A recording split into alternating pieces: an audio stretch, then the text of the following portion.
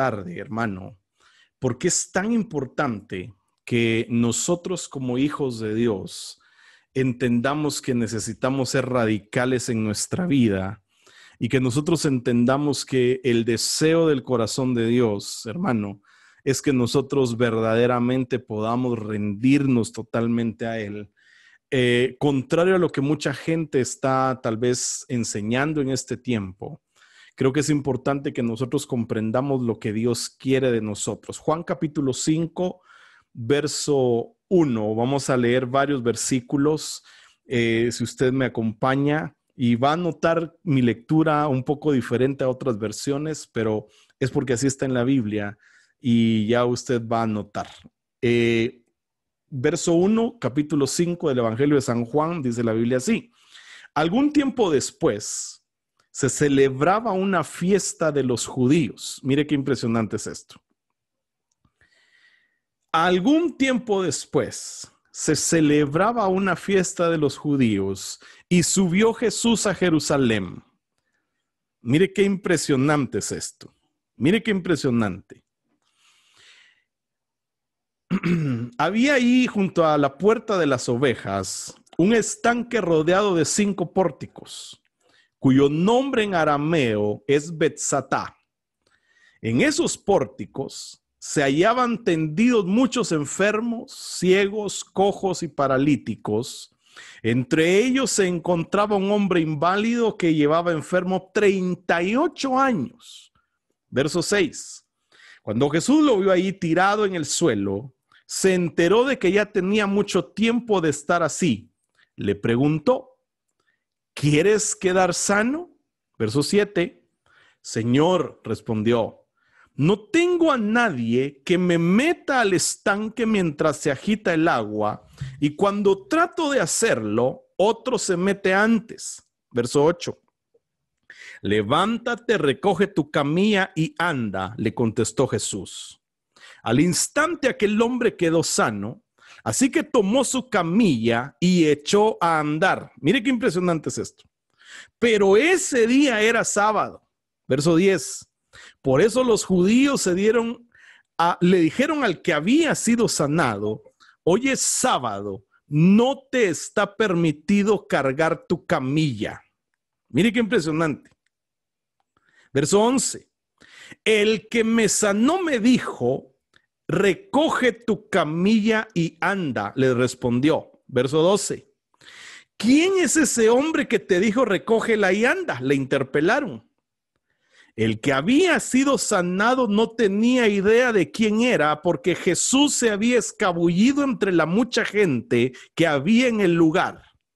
Después de esto, Jesús lo encontró en el templo y le dijo, oiga esto, quisiera que subrayara en su Biblia este versículo. 14.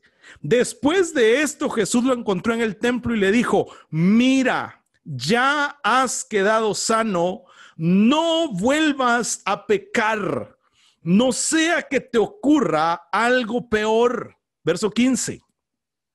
El hombre se fue e informó a los judíos que Jesús era quien lo había sanado. Precisamente por esto los judíos perseguían a Jesús, pues hacía tales cosas en sábado.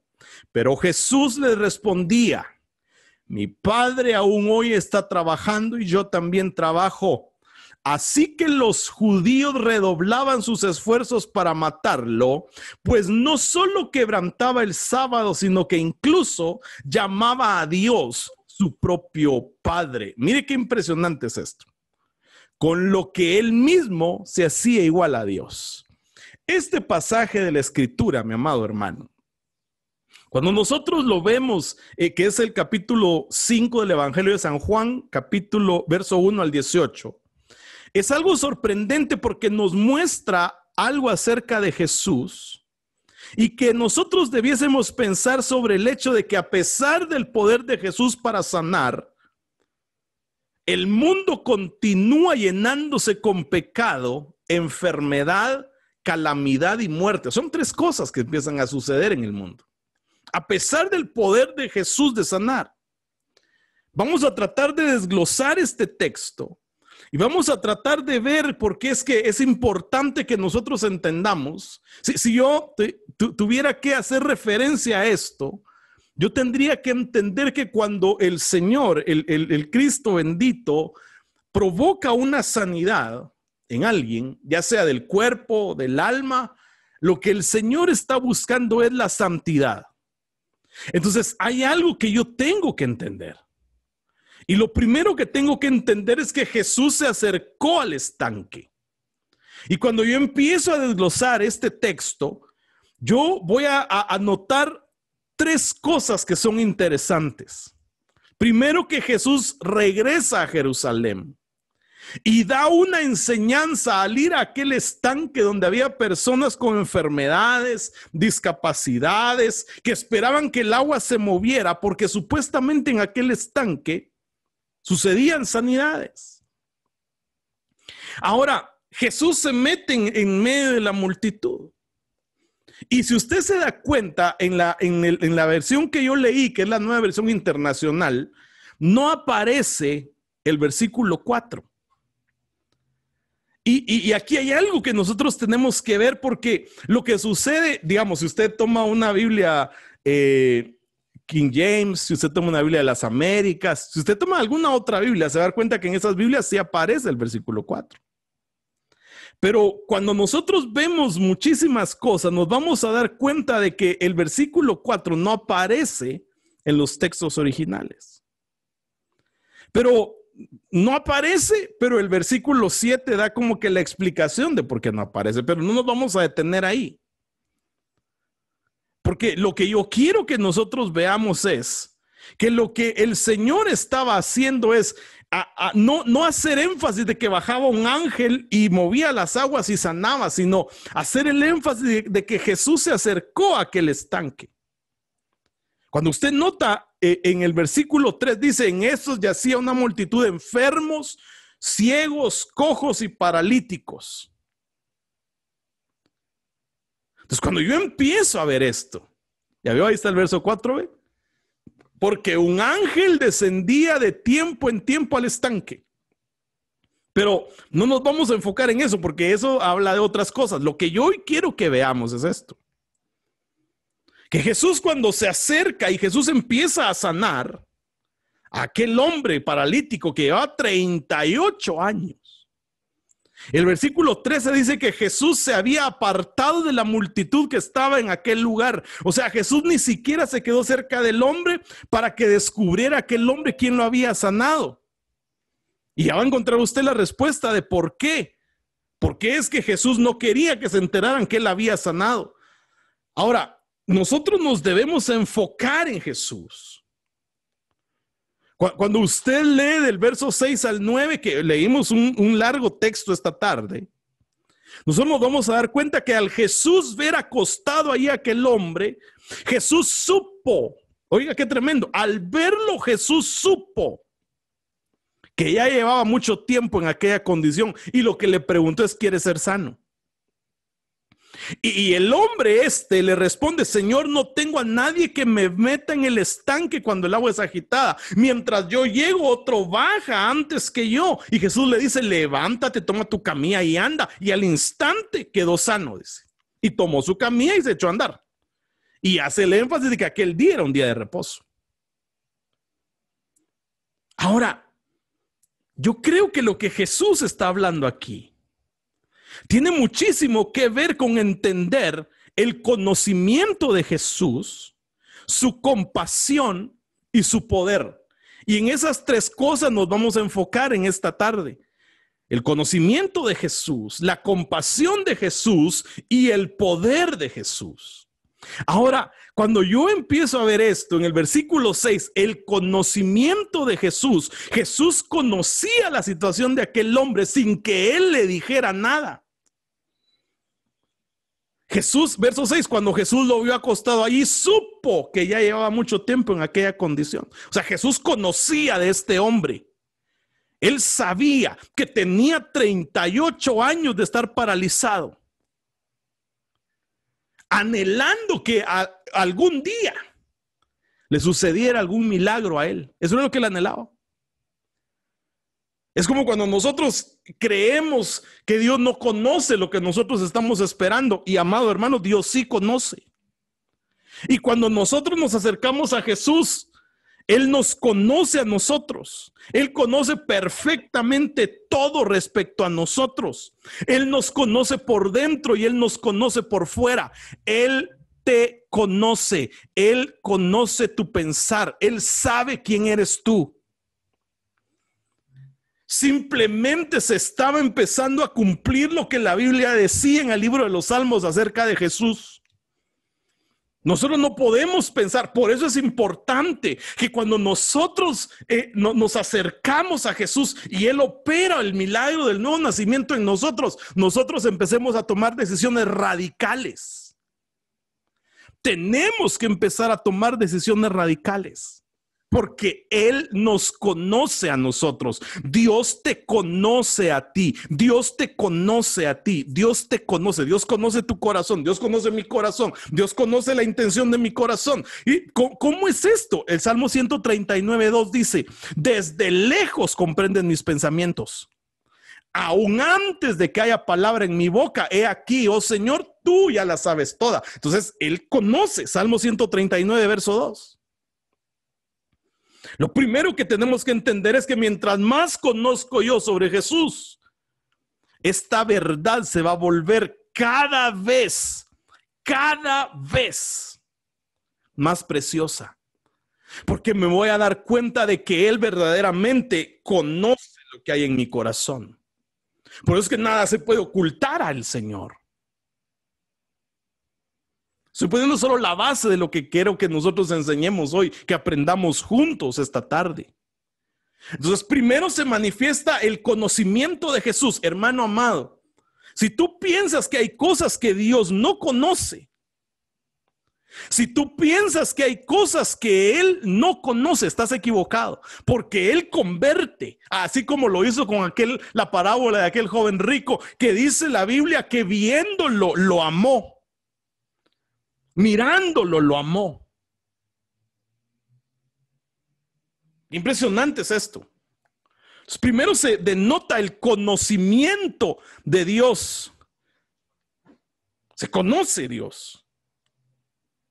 Luego se nota la compasión de Jesús, que ese es uno de los aspectos más grandiosos que conocemos de Él y que hace más precioso su conocimiento sobre nosotros, porque Jesús decide hacernos compasión a nosotros, tenernos compasión. Jesús escoge ir al estanque. Jesús no tenía que ir a aquel estanque. Mire qué impresionante es esto. Jesús no tenía por qué ir al estanque. El estanque tampoco llegó a Jesús. Jesús no se tropezó con el estanque. Jesús sabía lo que estaba haciendo.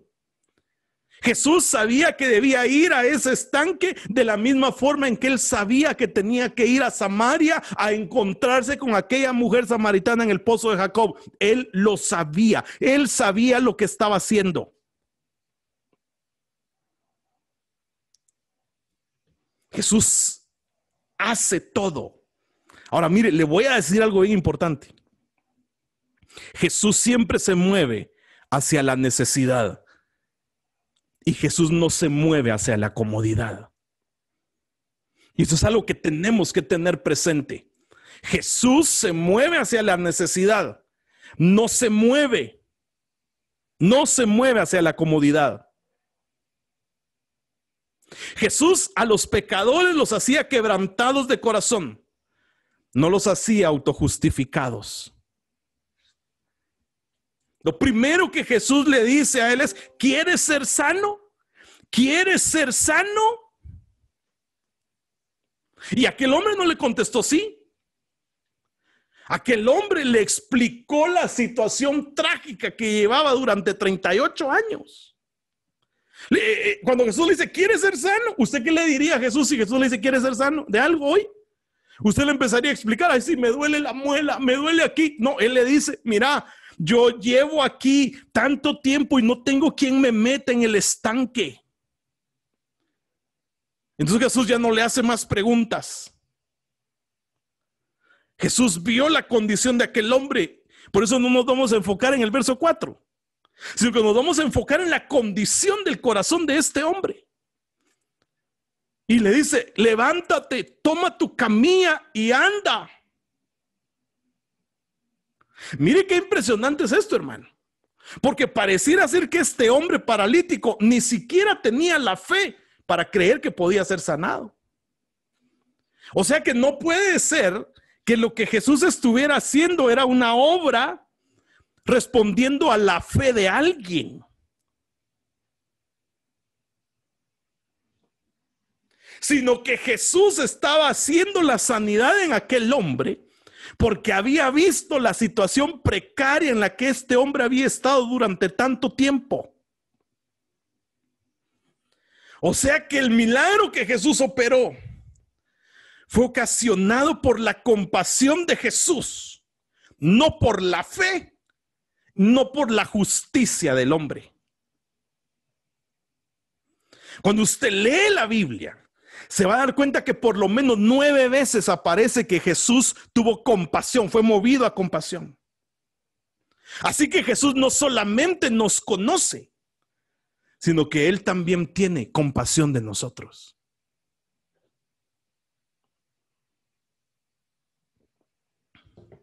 Qué impresionante es esto, hermano.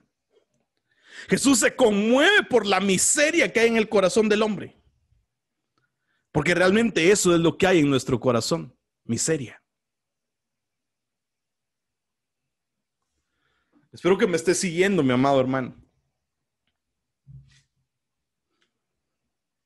Yo tengo que entender esto. Entonces después viene Jesús y manifiesta su poder. Verso 8.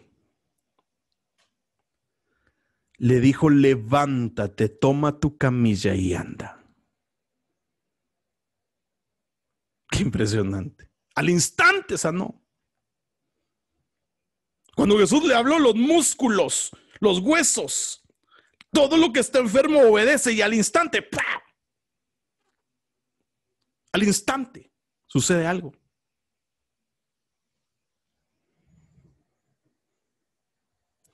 Cuando nosotros entendemos esto, tenemos que entender que solo basta que Jesús hable, que Jesús diga, para que nosotros entendamos ese poder maravilloso de Jesús. Ahora imagínese usted la obra que Dios hace. Ahora imagínese usted la obra de Dios. Jesús sana en el día de reposo. Cuando usted lee los versos 10 al 13, se da cuenta de que aquel hombre ni siquiera sabía quién lo había sanado. Ahora mire lo sorprendente. Jesús lo sana y se desaparece antes de que el hombre pudiera descubrir quién era. Aquel hombre ni siquiera supo quién lo sanó. Jesús solo tenía que sanarlo. Y llegó para sanarlo. Ahora aquí hay algo bien interesante. Fue Jesús quien halla al hombre. No es el hombre quien halla a Jesús. Qué impresionante. Verso 14. Después de esto, Jesús lo halló en el templo y le dijo, mira, has sido sanado, no peques más, para que no te suceda algo peor. Jesús se le acerca.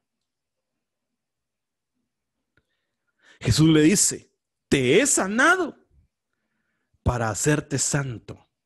Me he manifestado a ti para que seas santo. Por eso me he manifestado a ti. Por eso es que Dios se manifiesta a nosotros, para que seamos santos. Esa es la razón.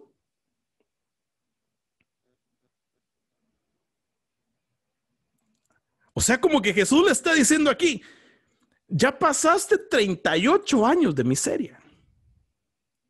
Ahora yo ya hice un milagro en ti. Ahora lo que yo espero es que no peques más. Y aquí es el punto importante, porque muchos piensan, muchos creen que no importa el tipo de vida que llevan después de tener un encuentro con Jesús. Y sí importa. Por eso es que Dios nos exige ser radicales en nuestras decisiones.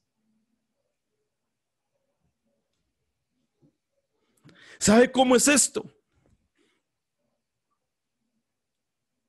El problema no era la salud.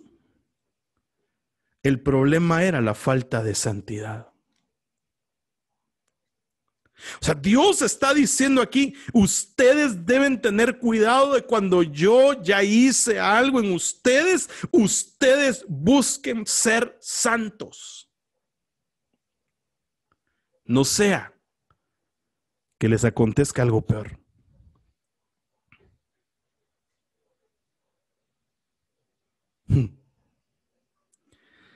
El propósito de Jesús no era sanar.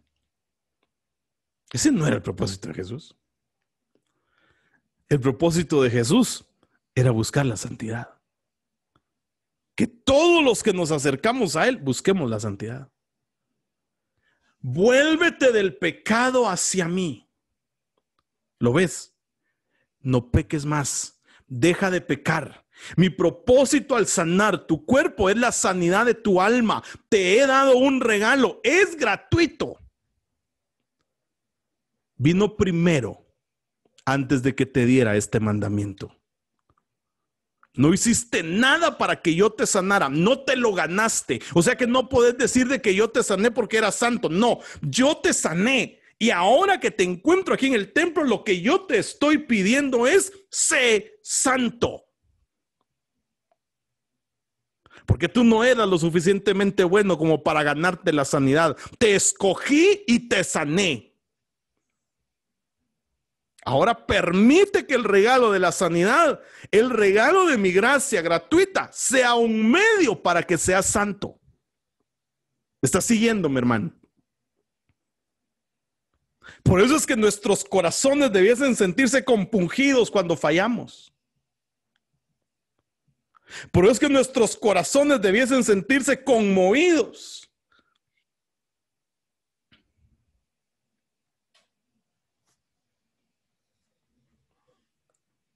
Qué impresionante es esto, hermano.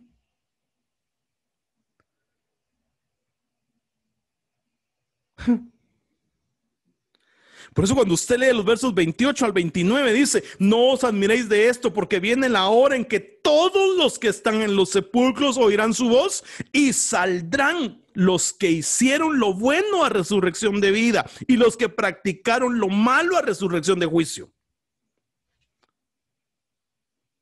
Creo que hoy es un buen tiempo para que nosotros busquemos el ponernos a cuentas delante de Dios.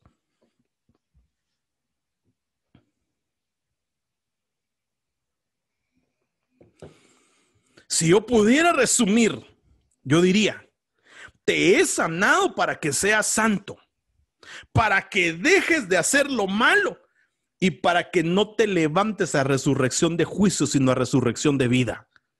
Me he mostrado a ti como el dador de vida. Y yo sano en más de una forma. No te alejes de mí hacia una vida de pecado.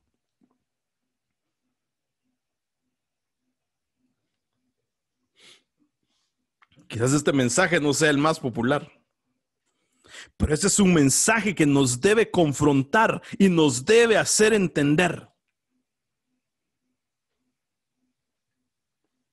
Ahora mira, amado hermano, Jesús, ¿cómo dice la Biblia en el capítulo 5 del verso 1? ¿Cuánta gente había ahí en ese pórtico? ¿Cuánta gente había ahí a la par de ese estanque? Dice que eran multitudes. Pero Jesús sanó solo a uno. Jesús sanó a uno.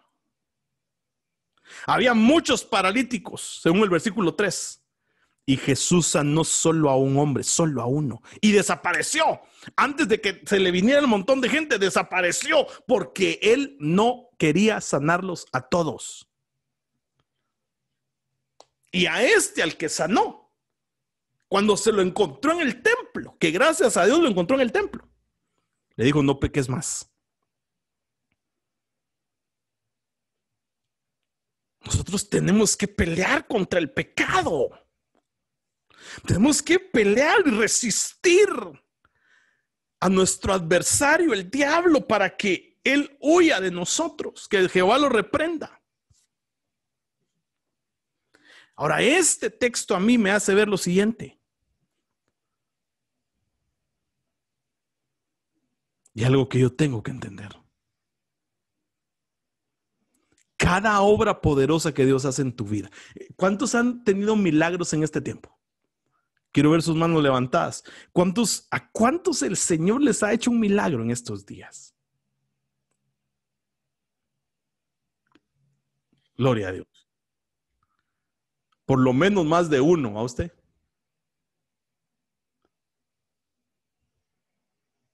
Ahora, ¿para qué cree usted que Dios lo hizo?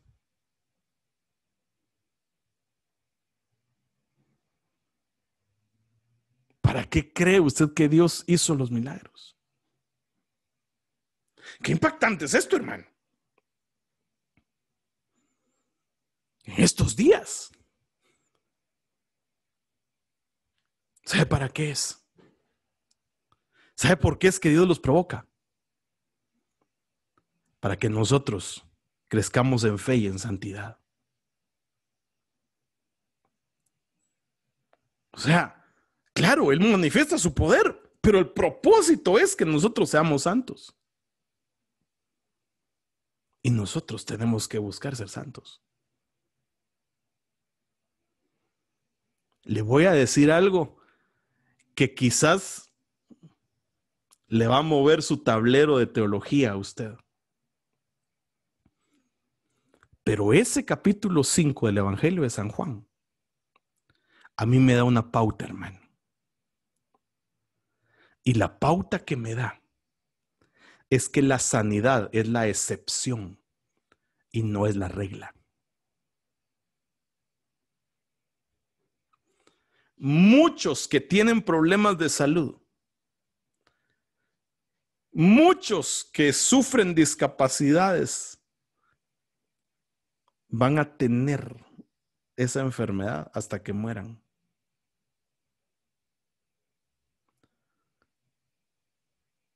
Porque si no, Jesús habría sanado a todos en ese estanque.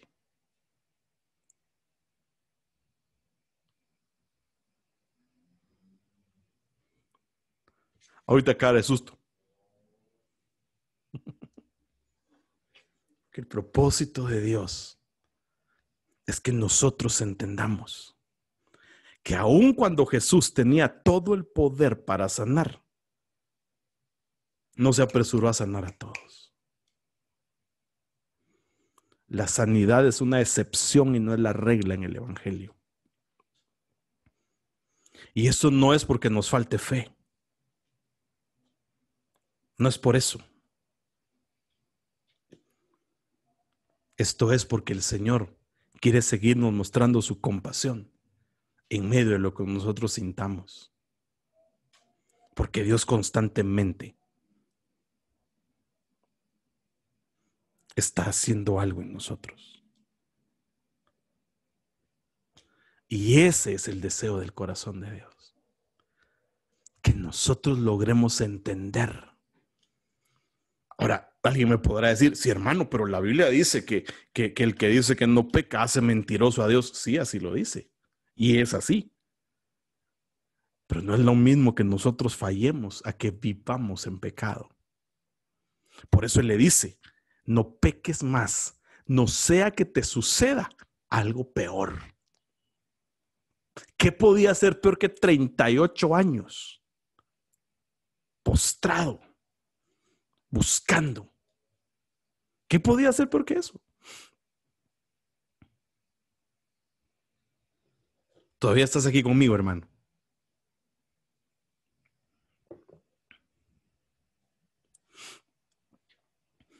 Ahora, aquí lo impresionante de esto es que yo tengo que entender y yo tengo que estar claro que nosotros estamos de pie por la inmensa misericordia de Dios. Y que nosotros lo que tendríamos que hacer es constantemente, no andarle pidiendo a Dios hacer un milagro, no, sino nosotros debiésemos constantemente buscar lo que Dios quiere hacer en nosotros a través de la santidad. ¿Qué pensarías tú si yo te digo hoy, mira, hermano, hay muchos pecados, pero hay algunos que tienen mayor repercusión que otros?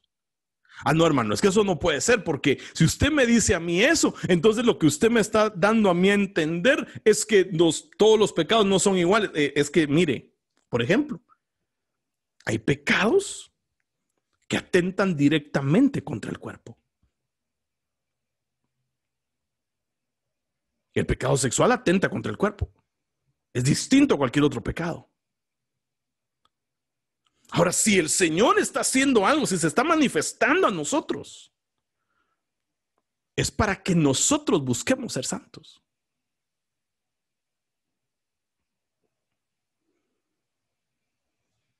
Si Jesús sanó a aquel hombre, mira, hermano, es que nosotros creemos que nos podemos solamente acercar a Dios y alejarnos cuando se nos dé la gana, y no es así. Ya la otra vez le compartí un texto, no sé si alguien me puede ayudar a buscarlo, aquel texto que dice, mejor te hubiera sido no conocerme que conocerme y haberme dejado. Hubiera sido mejor.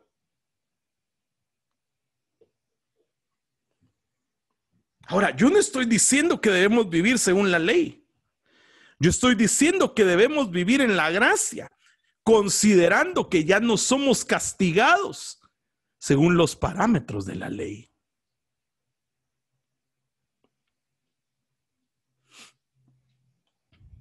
Y ahorita voy a terminar, no se preocupe. Pero hay cosas que yo debo tener claras. Ese es, ¿ve? Segunda de Pedro 2:21. Mejor les hubiera sido no haber conocido el camino de la justicia que después de haberlo conocido volverse atrás. O sea, el Señor no es esto lo que espera, hermano.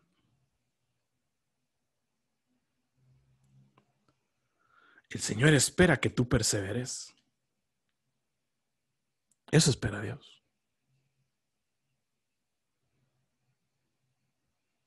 Ahora, ¿por qué debemos ser radicales? ¿Cuántos preceptos tenía la ley de Moisés? Tenía 613 preceptos. Y de esos 613 preceptos, mire, esa versión está más fuerte. Segunda de Pedro 2:21. Preferible les hubiera sido no conocer el camino de la salvación que, una vez conocido, volver la espalda a los santos mandamientos recibidos. O sea, esto no es un juego. Por eso nosotros debemos tener cuidado. Vete y no peques más. ¿Qué le dijo Jesús a la mujer adúltera? Vete y no peques más. Pero a este paralítico fue más fuerte porque le dijo, vete, no peques más, no sea que te suceda algo peor. O sea que yo debo vivir con temor delante de Dios, un temor reverente que me haga a mí buscar la santidad constantemente, hermano. Es que yo de verdad anhelo con todo mi corazón El que nosotros comprendamos esto. Hay 15 ofensas de esos 613 preceptos que según la ley merecían la muerte. 15. Por eso es que nosotros no podemos pensar, ay no, hermano, una mentirita blanca es pecado. Es pecado. Y pecado es pecado. Pero debo considerar 15 que según la ley merecían la muerte.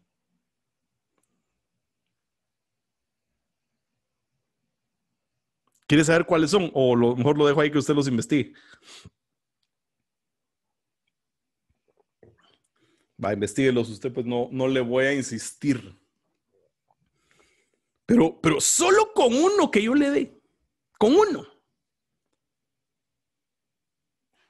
creo que usted y yo debemos empezar a considerar nuestra vida íntegra delante de Dios.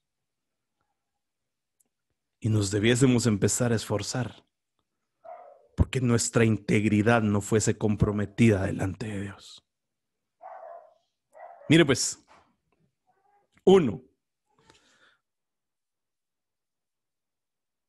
solamente uno le voy a leer.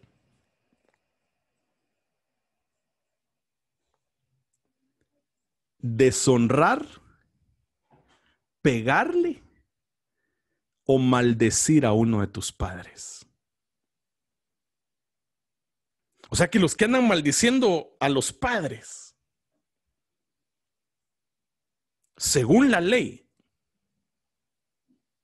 cuando tú lees el libro de Levítico capítulo 20 y te vas a leer el versículo 9, te vas a dar cuenta que eso merecía, según la ley, muerte.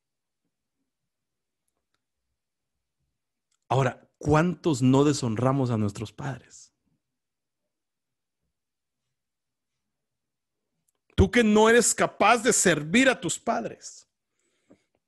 Tú que no eres capaz de considerar la edad de tus padres. Tú que no eres capaz de dar la mía extra por ellos. Si estuvieras bajo el tiempo de la ley, merecías ser apedreado y que te mataran a pedradas.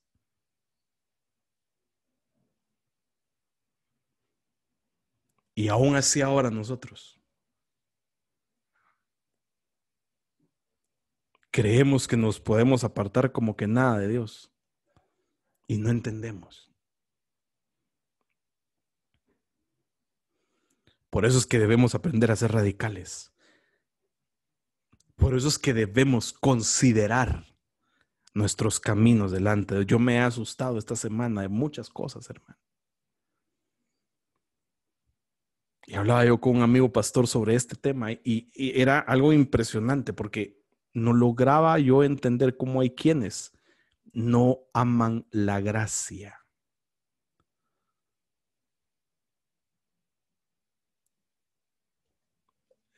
Le doy otro, solo para que usted y yo empecemos a considerar cómo estamos actuando. Profetizar falsamente. Deuteronomio 13 del 1 al 5. Solo ahí, hermano. Por eso no se trata solo de decir me dijo Dios o el Señor dice. Según la ley.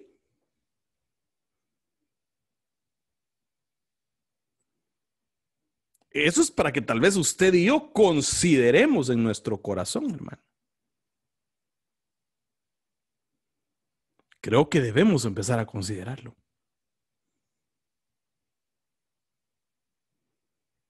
Mire qué impresionante es esto. Si eso no te hace amar la salvación, no sé qué puede hacer que tú y yo busquemos a Dios con denuedo y que no consideremos que algo peor nos puede pasar.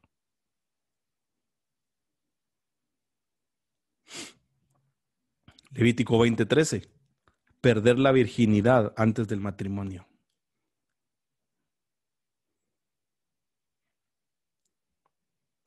Porque ese merecía pena capital, hermano. Lo que hoy muchos dan. Ay, es la moda, hombre. No, no es la moda. Eso es deshonrar a Dios. Ahora, ¿qué tengo que entender yo de esto?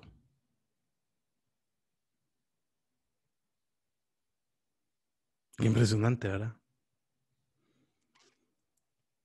Que Dios lo que quiere es que yo, cuando soy tocado por Él, considere mis caminos, hermano. Ese es el deseo de Dios. Ese es el deseo de Dios. Claro, para ambos sexos. No solo para el hombre, no solo para la mujer. Ahora, por eso yo tengo que entender aquí. Nosotros, hermanos, necesitamos ponernos de verdad a cuentas, hermano.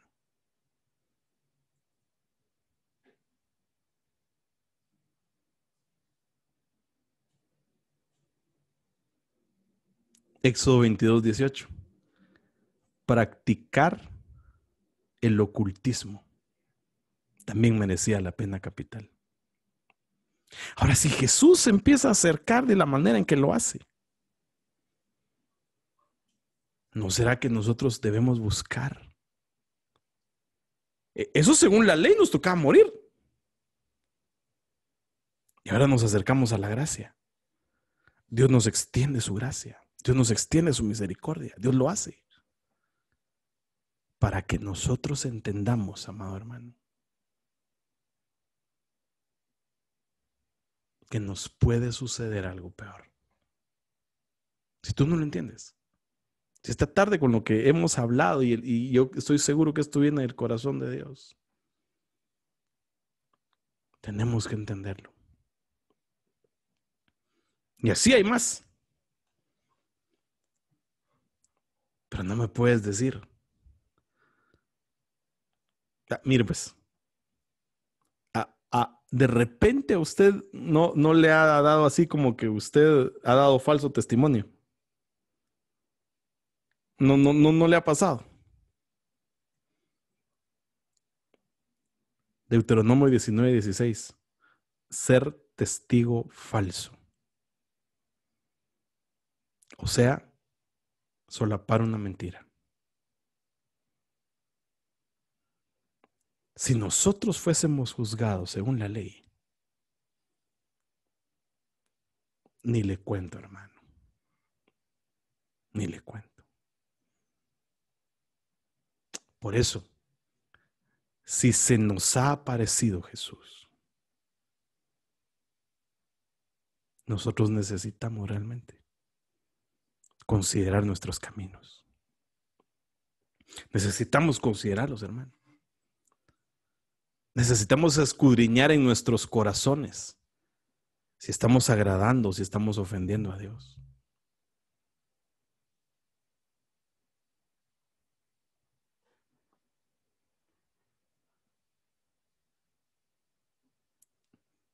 Él te ha sanado. Tu espíritu, tu alma, tu cuerpo,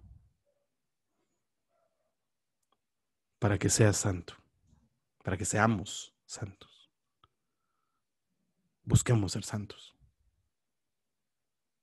Porque ese es el deseo del corazón de Dios. Que seamos santos. Por eso nosotros debemos enseñar a los nuestros, a nuestros hijos, en nuestras casas, la santidad. No adaptar. Hermano, no adaptar. No adaptar, no adaptes la palabra a lo que tú consideras, porque eso también es pecado.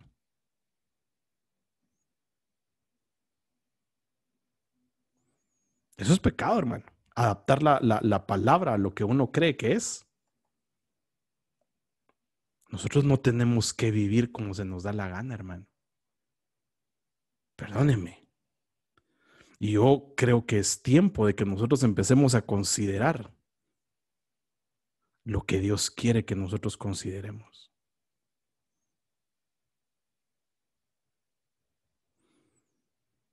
Le voy a decir una cosa. Acompáñenme. Isaías 5:20. Isaías capítulo 5, versículo 20. Oiga lo que dice la Biblia. Hay de los que llaman al mal bien y al bien mal, que tienen las tinieblas por luz y la luz por tinieblas, que tienen lo amargo por dulce y lo dulce por amargo. ¿Sabe qué está diciendo aquí? Hay de los que reclasifican los pecados.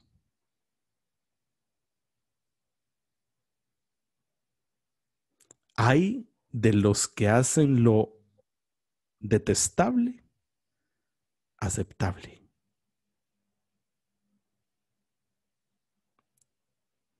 No sé cómo esté tu corazón, pero una de las cosas más importantes aquí es que tú y yo busquemos la santidad.